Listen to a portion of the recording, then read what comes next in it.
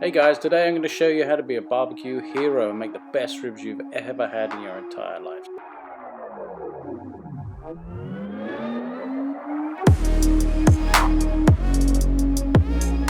So first off, get some really good quality baby back ribs. Make sure you get the silver skin removed on the back, and then we're going to salt them.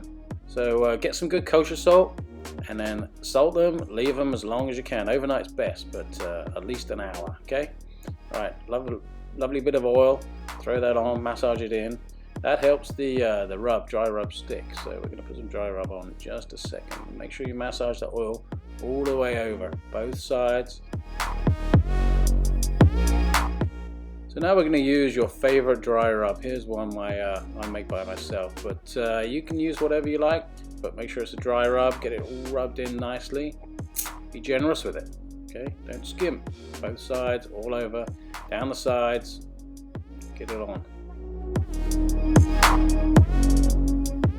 So we're going to set this up on a 2-zone indirect cooking system. So one zone's on about 3/4 and everything else is off.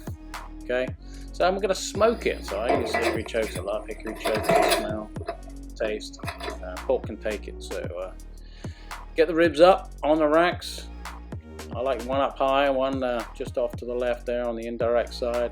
Get the wood chunks on, nice and smoky. You don't want any flames on them. Make sure they're off. Blow them out if you need to. That's great. All right, get some smoke circulating, close it off. I like to use chunks on the grill. The other option is you can use a foil wrapped smoke box or a commercial one that was bought for it. So after about half an hour, 45 minutes, get some more chunks on the grill, or get some burning. Then I like to switch them over, the top one for the bottom one for the top, and flip sides as well, so it gives a nice even cooking. Look at those, wow. Once they're flipped, add some more wood chunks, make sure they're out again, blow them out if you need to. Looking good, close it up and let it do its magic. After about 3 hours, use the bend test to make sure they're done and then sauce them up. We like to use a sweet and spicy sauce. Then we're going to get them on the high heat side to glaze that sauce.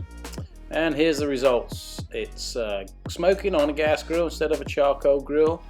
Charcoal grill gives probably a little bit better flavor, but it's a lot more fuss and hassle. So give it a try. I hope you like it. So let's check out the smoke on this rack here. Look at that, pretty good, huh? And my favorite part, the taste test. Share it with friends, and you'll be their grill hero.